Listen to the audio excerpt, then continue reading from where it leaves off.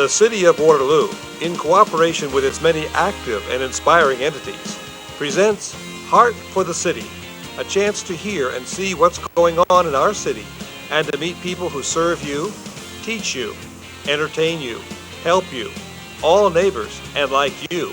Make this a city on the move. And now, here's our host, the Honorable Quentin Hart.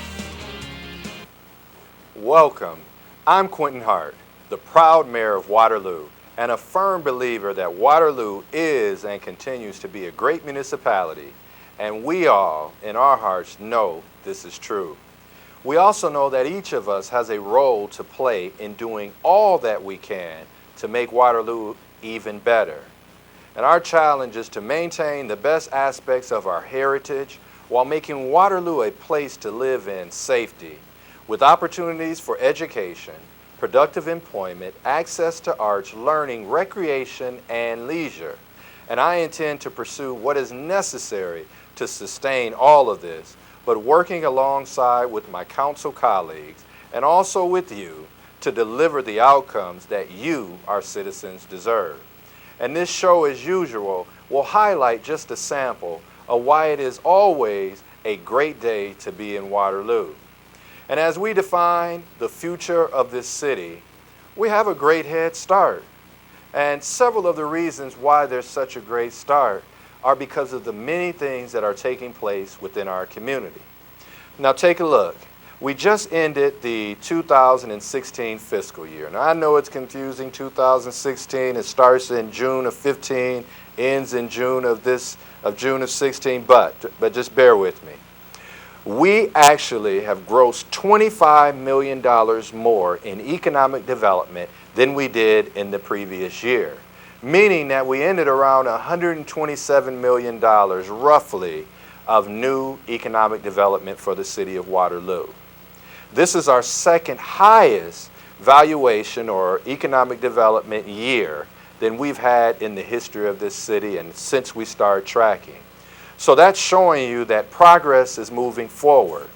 We can also see that once you take a look at every corridor from University Avenue to Ridgeway to Highway 63 to Logan Plaza, many different areas of our community are starting to see the progress that is very much deserved.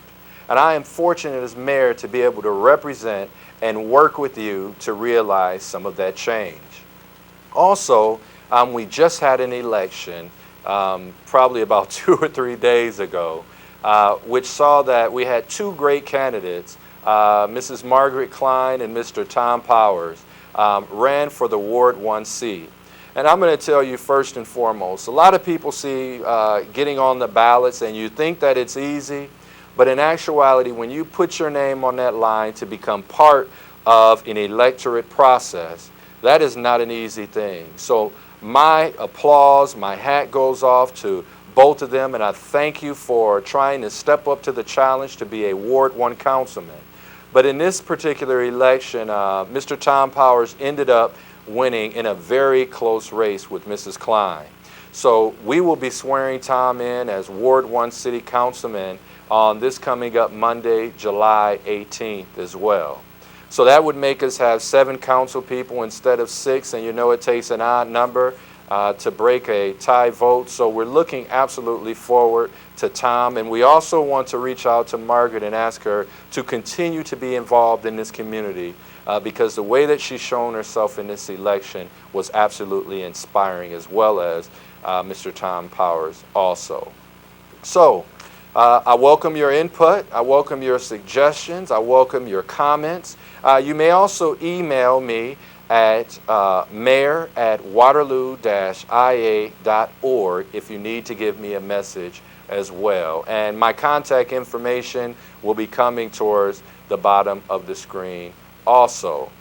But listen, Waterloo, Iowa, our very own Waterloo, this city is in the top 1% of diversity in the state. And we are proud of that. And every year we celebrate numerous festivals honoring our rich and diverse cultural heritage. And one of these coming very soon is our Irish Fest. And here's more.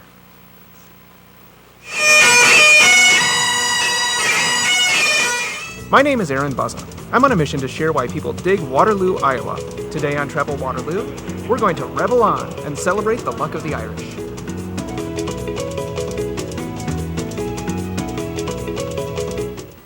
The 9th annual Iowa Irish Fest will take over downtown Waterloo Friday, July 31st through Sunday, August 2nd. This event is Iowa's largest Celtic festival and has something for every member of the family, and I really do mean it. We counted over 100 activities for folks of all ages to enjoy. It's kind of like a family reunion where we don't all know we're related until after we met and talked. Event highlights include performances by local and regional Celtic bands, as well as performances from internationally known artists like Gaelic Storm. It was amazing how the number of bands that contact us and want to come. Mm-hmm. And they've heard from other bands that we've had that we have a great fest. So they want to join in too. I mean, we get 40 to 50 inquiries a year from different bands that want to get here.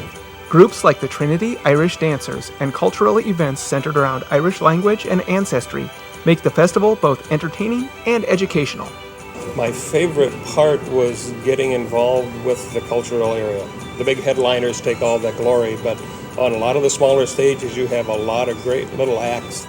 Jameson's Public House, the authentic Irish pub in downtown Waterloo, serves as a hub for the festival and a place for visitors to escape to some air conditioning with a cold brew in hand.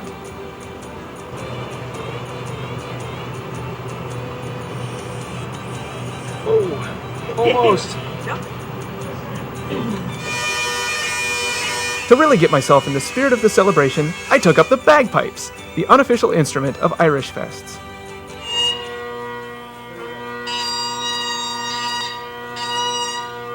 But as you can hear and see, I was lucky to even get a sound out of this rather complicated instrument.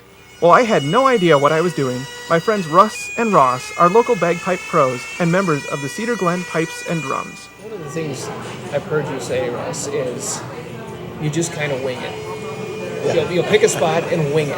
Yeah. How do you wing it on the bagpipes? Well, we both know enough tunes at this point. Yeah, and we've been playing together now for how many years now, that duets, and we know the rhythm of how we're playing the tune together. Whether you're of Irish descent or not, you can be Irish as you enjoy great food, entertainment, and a few drinks with your best friends, and possibly some new ones at this year's Iowa Irish Fest. For more information about the festival, check out the Travel Waterloo blog at travelwaterloo.com and visit our YouTube channel for a look at past episodes and travel ideas.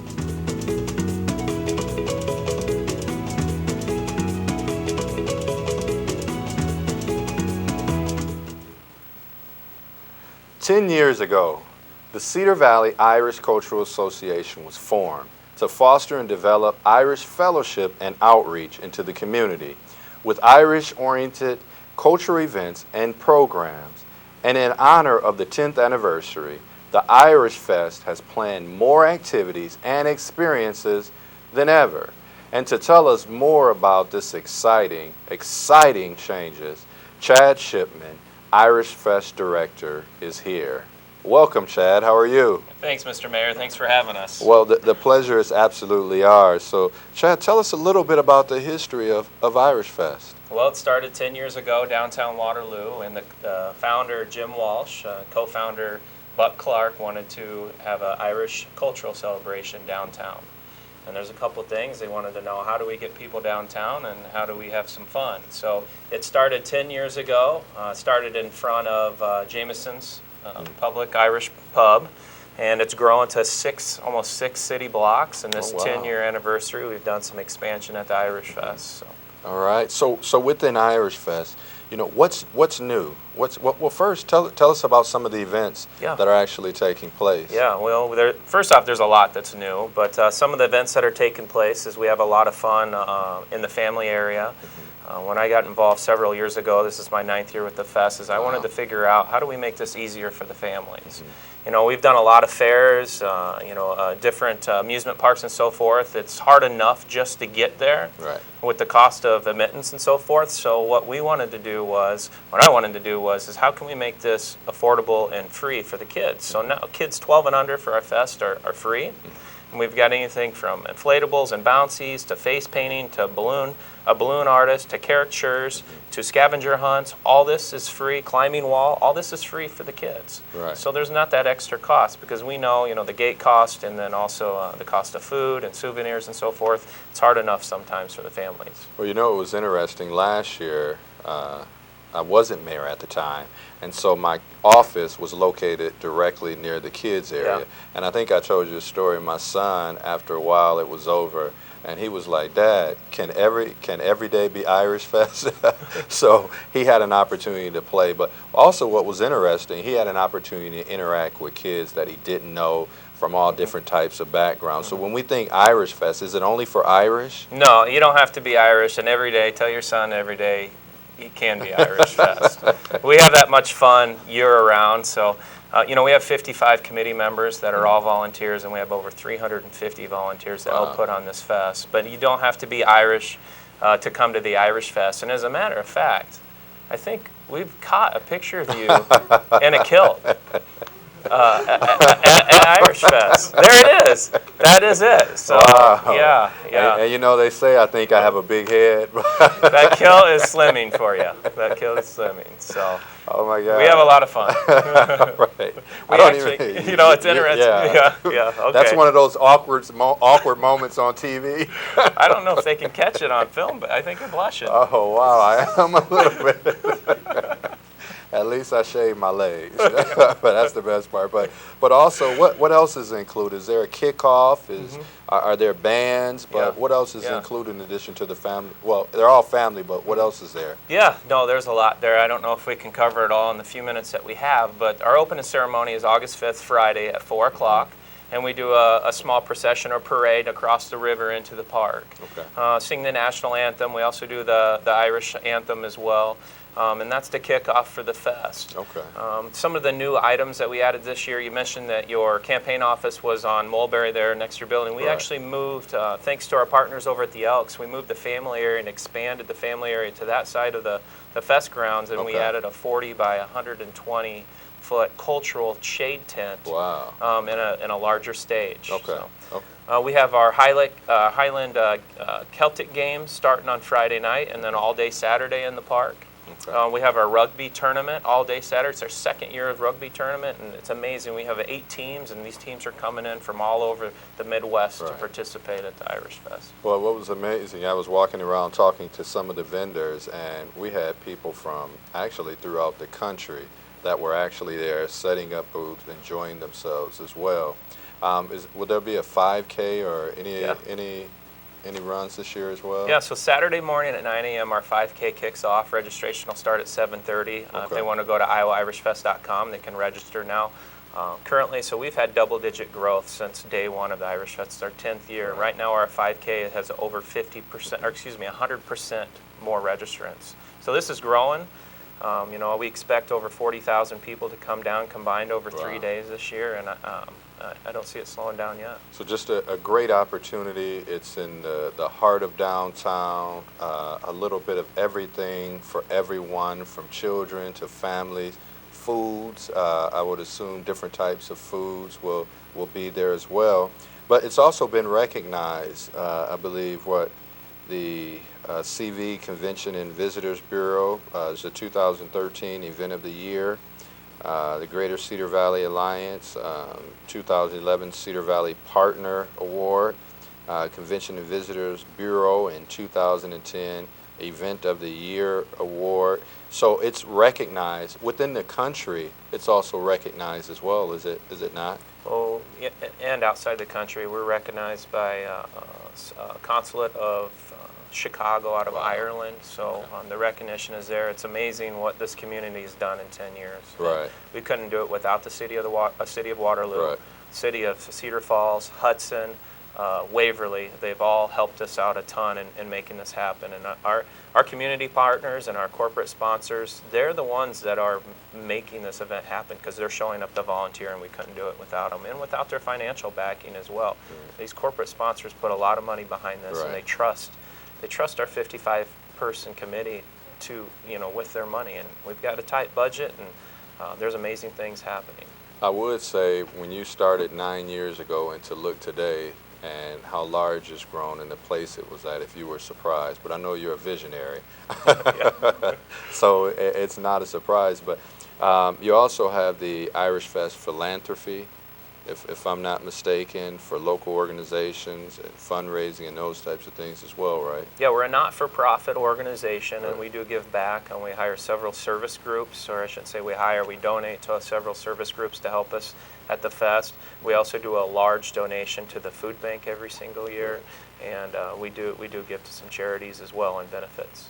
And I see over close to $9,000 to free will offering, Sunday Mass for St. Vincent de Paul Society, close to 7,000 meals donated to those in need. You partner with the food bank to donate it to Boy Scouts of America, thousands of dollars to local schools and church groups. So I think to its cultural heritage, it is family, it is fun, and it's a way to bring community together, and what better place to put it than a half a block away from my office. Yeah, right. That's a good time. It's great. You know, the evolution of downtown, all I say is downtown's back. Yes, it is. And you will not recognize the fest if you came the first 5 years. Right. And you come today, the experience is different. I would just say come on out and enjoy, have fun. We'll provide the entertainment and fun, you just need to show up. Well, if you can give the dates again, times, and then any contact information for folks with questions. Yeah. So the Irish Fest is our 10-year anniversary. Been around for a decade. It has, fancy yes. words. All right. It's August 5th through 7th. That's Friday through Sunday, downtown Waterloo, and you can find all the information and contact information at iowairishfest.com. And I ask that you check us out on Facebook as well, Iowa Irish Fest. All right, so thank you, Chad. So as you can see, it's the biggest and best lineup yet. So I encourage everyone, anyone, any age, Irish or not, to not miss a weekend jam-packed with concerts, cultural experiences, competitions, food, whiskey, tastings, whoa, and tons of fun for kids. So thank you, Chad, for updating on what's going on at this year's 10th Annual Irish Fest. So thank you. Thank you, Mr. Mayor. All right. So be sure to check it out, iowairishfest.com. Don't go away. We'll be right back after this brief announcement. I love coming here. There's so much we can do. So many opportunities for the whole family. I can try new things, and I don't have to worry about additional fees. I've got time for me when there's so much for them.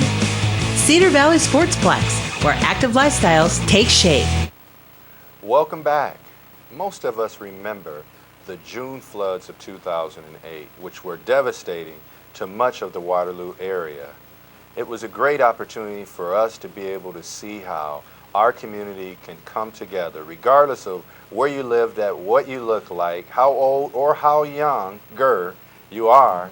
It gave us a great opportunity to partner with one another and work together for the betterment of this community.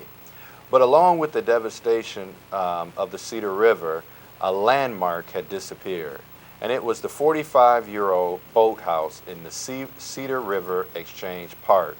It was heavily damaged, and it had to be demolished.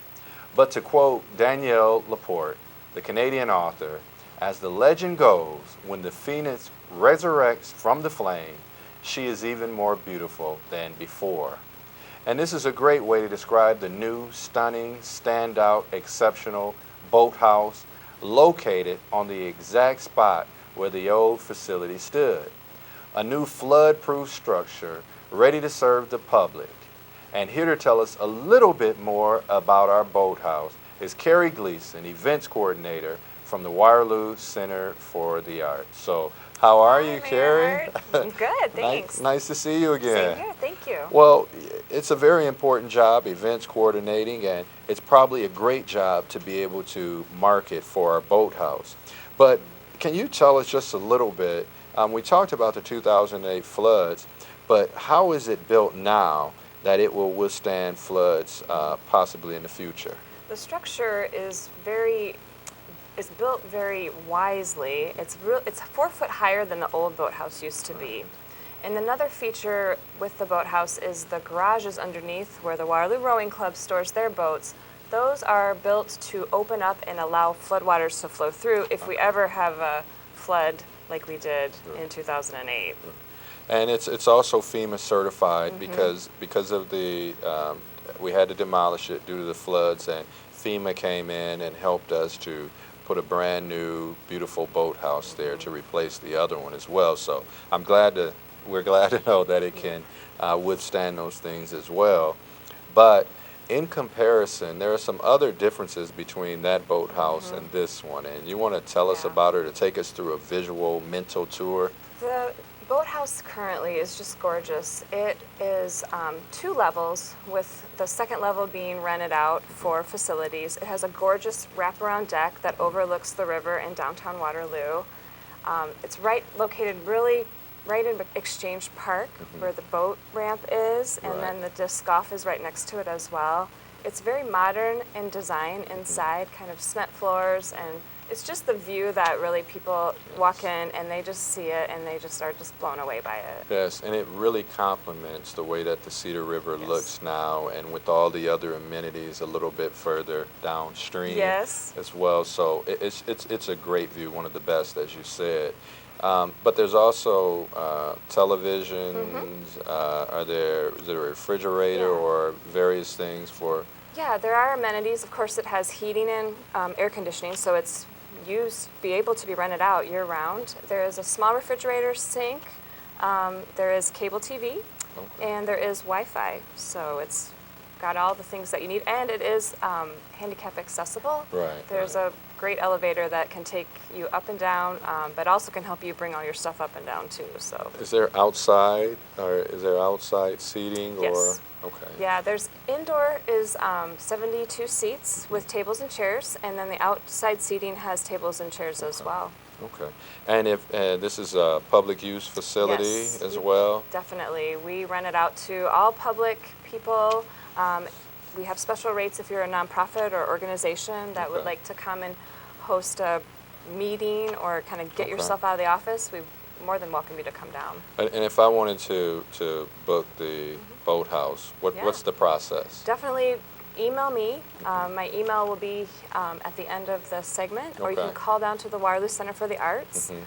That's where I'm located at. I'd be happy to get you rented out. Okay. And also, I don't know, let me see, rent me out. I don't know how much. Rent. Well, that's better than for sale. That's right, not for sale. Yeah, another one of those awkward moments in the show. I know, no kilt though. No kilt. But can someone get a tour if they call you? Absolutely, yeah. Have them give me a call, send me an email. I'll meet them at the boathouse. Like I said, it's located in Exchange Park. It's gorgeous, and if you've got a boat, we just would love to see more boat traffic out there. That's really, with the bladder dam and everything, I think that's really going to be huge to get that going. But yeah, definitely I'd be happy to give them a tour. And you are events coordinator for the entire Center for the Arts. Yes. And what other rental opportunities or facilities? At the Center for the Arts location at 225 Commercial Street, we have many spaces and rooms available. Again, I'd be happy to meet with people to give them tours based upon their event. We do a lot of weddings, we do meetings, we do it all there. So all right. We can do it all. Well, thank you very much, Carrie. Events coordinator for the Waterloo Center for the Arts. What great facilities for anyone having a wedding reception, homecoming event, school reunion, or anything else. Make sure you keep the Center for the Arts in mind. So for more information, or if anyone has questions, you can call 291-4490 or check out the Waterloo Center for the Arts.org. But stay put, we'll be right back with more on what's going on in Waterloo after this. Launch your kids into a world of wonder, discovery, and learning at the Phelps Youth Pavilion at the Waterloo Center for the Arts. Your child will become a Hollywood star on the fun stage, design and build their own dream house, ride a tractor into a Grant Wood painting, and so much more. Make reservations for your child's next birthday. School field trip and group tours are available Tuesday through Friday. Get to the Phelps Youth Pavilion, where art launches a world of wonder, discovery, and learning.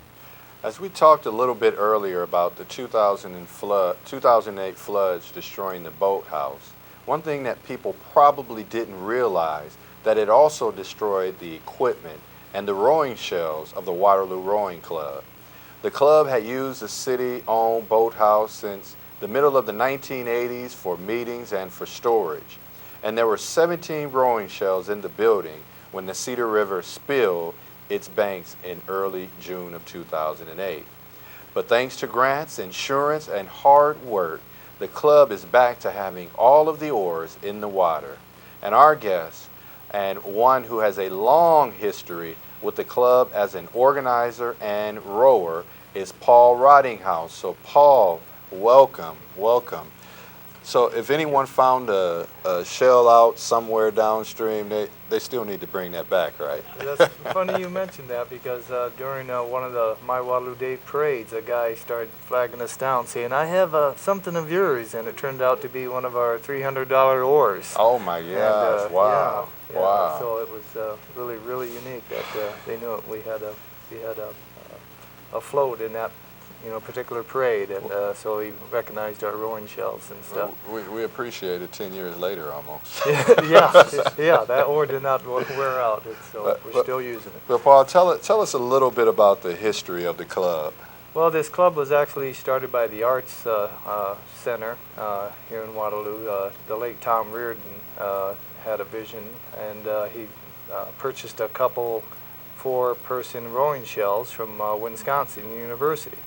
And so we took those and started picking up crews and people, and actually hired a coach from Nebraska, and she came in, and we started getting very competitive. And then it's just was building after that quite a bit. Probably in the mid-90s, we were probably the most competitive crews in Iowa. And then we picked up quite a few people from the University of Northern Iowa, and coached them, gave them 2 lessons. They had a club that stuck with us for about 3 or 4 years. Since then, and since the flood of '08, losing all the equipment, we've been rebuilding. Currently we have probably 16 active members, and we have a lot going on this weekend. We're hosting the segment of rowing for the Iowa games, and that'll be at George Wythe State Park. Okay. So come on out. We'll have Quad Cities, Des Moines, and Hawkeye Rowing Club all competing against us. So should be about 75 rowers there, and about 16 different events. And we know, I think it said during the 80s, the club has been alive, and you said 17 shells, so that means you built up to that particular point. That must have been almost devastating at the time. It was terrible. It was real. Even our best shell that we had finally been able to purchase after 10 years of just club dues and stuff, that was broken in half. So we started all over, and we actually rode out of a semi-trailer. The one shell that we had, we stored it in a semi-trailer bed, and then kept rowing. Right. So we're still trying to stay active, and we're giving back to the Waterloo by helping leisure services rebuild the docks that we use every week. So. And especially when you said $300 oar, and that was in 2000 and whenever, but you can only imagine now. But when people think about rowing, I mean, who can join? What are the ages? Is it 5 and under, 5 and over? But what are the ages? Typically, we will take people that are 14 years of age, depending on their build and everything. We don't. I barely made it. Yeah. Well, we'll let you in on a slide there. But anyway, most of the people that join are in their mid-20s. We have people that are in their 40s and 50s. One of our late rowers, he was in his mid-70s before he joined, and it's a sport you can take to your deathbed, so to speak. But it can get you in great shape. You don't have to be competitive. We have recreational rows and stuff like that. So it's just a matter of coming down and meeting the club. You'll have a great time. Have you done it competitively as well? I've done it competitive for 36 years. Yes. Oh wow. Okay. Yeah. Okay. Also, but how do you train? I mean, I think we spoke earlier a little bit about the rowing machine. Yes, the rowing machine is one that will humble you, but actually you can get in better shape on the rowing machine than you can when you're rowing with crew. And they have indoor competitions. In fact, we just took 6 members down to Iowa City for an indoor rowing event. Wow. And out of 6 of us, 5 of us medaled in that event, so we're still very competitive. Okay. Yeah. And you mentioned earlier you did it. You've been doing it competitively sometimes for over 36 years. But can someone just join for fun and exercise? Oh, definitely, and we more than welcome that. Yep. All right. It is also a sport that requires some cerebral as well as corporeal elements. Can you talk to us about that portion of it? You're talking about the technique that's involved with rowing, or pretty much. I kind of Googled and I Yeah. saw some fancy words, Oh, and so I thought I'd use them to make it seem like I knew what I was talking about. Okay, we'll do it on the slide then. Okay, yes, yeah. Anybody can do this. You don't. If you can walk, or ride a bike. We can teach you how to row. Okay. Some people row better than others, but no matter what you do down there, we have fun doing it. It's a great team sport, and if you want to go off into a single by yourself and row into the sunset, you can do that too. So I was just thinking, there's one big elephant in the room with this. Do you have to know how to swim? Yeah, that's funny you ask that. I'm not even a great swimmer, but I've only been in the water twice over 36 years, and obviously I'm still here. But the boat itself will not sink. It has capsules in it that air capsules, so you can flip it over entirely, and if you stay with the boat, there's no danger. Okay. Safety, I'm glad you mentioned that. Safety is our first thing that I stress with our club. Nobody gets hurt on my watch. Okay, So- there we go. So you've heard it.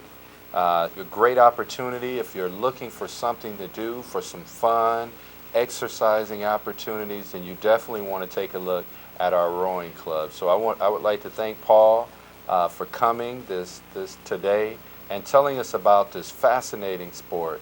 And it's an activity that's available to everyone who has the desire to be on the river and to row.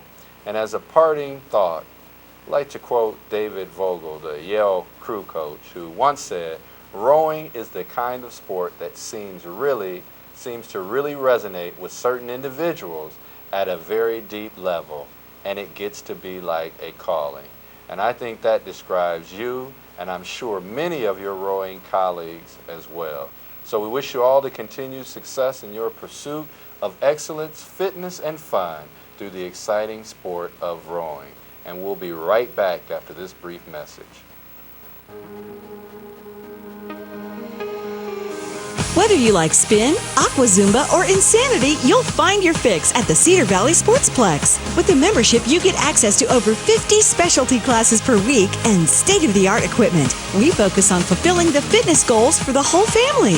If you're ready to work on wellness for less, join the family at Cedar Valley Sportsplex in downtown Waterloo today. Wow, so many great things on our show today, so many great people, so many great opportunities taking place in the Cedar Valley and the city of Waterloo. And I just wanted to highlight just a little bit some of the things I spoke about at the beginning of the program, because we're excited to let our community know that this year in 2016 it's been a very successful year with regards to buildings. We probably built more single-family homes than we have ever built in 1 year's time. We were around our second highest year of new buildings and structures this past year. So we absolutely are on the move when we take a look at building buildings and all those structures, but also when it came to having different events. So I want to remind you you can always go to the City of Waterloo's website and take a look at our building community, the City of Waterloo economic updates. And this we have our summer series, and we highlight various opportunities from cultural events that are taking place downtown to what's taking place throughout every corridor within the City of Waterloo. So very exciting, and an opportunity for you to learn a little bit more about what's happening in your community. But I also want to let you know on some of our other events taking place, don't forget to plan to attend our own Waterloo Bucks game for great baseball, food, and activities for the whole family. The Bucks are experiencing a winning season. And also downtown Waterloo every Friday at Friday Lou, July 29th, we have Jake Mcveigh, songwriter, musician, and singer who was nominated Best New Country Artist in 2016 by New Music Weekly magazine. And Mcveigh grew up working on his family's Iowa farm, so he's certainly one that will enlighten and have a great show for all of us. August 12th, Peavy and the Phantoms are a 5-piece band out of Charles City playing classic rock and blues from the 70s and 80s. And remember, it's always free, always fun, and it's always Friday Lou. And it includes some of the best of Cedar Valley's best food from our local vendors, plus plenty of liquid refreshments. And there is also a renowned Waterloo Municipal Band celebrating their 90th year under the leadership of Bill Shepard. Concerts will be in the Riverloop Amphitheater at 7:30 p.m. The next events take place on July 21st and the 29th. And if you go back to one of the events, remember yours truly had an opportunity to be the conductor at one of those events with the Mayor's March. So absolutely talented group of people coming together to show their musical talents. And finally, join the fun at the Waterloo Center for Arts at the Riverloop Rhythms Outdoor Concert Series, May through September, along the river at the Riverloop Amphitheater, downtown Waterloo. There's free live music, dancing, and food and beverages for you to purchase. And coming up, if you've never seen the Brazilian Twins, then you'll get an opportunity to see them on July 22nd. And you are in for a real energetic Latin sound. And this is just a sample of many, many opportunities that are taking place in the City of Waterloo. We are such an active town, and you have doubts, then check out travelwaterloo.com to find out more information. And all of this and more makes every day a great day to be in Waterloo. So be sure to join me next time when we explore more about Waterloo on the heart of the city.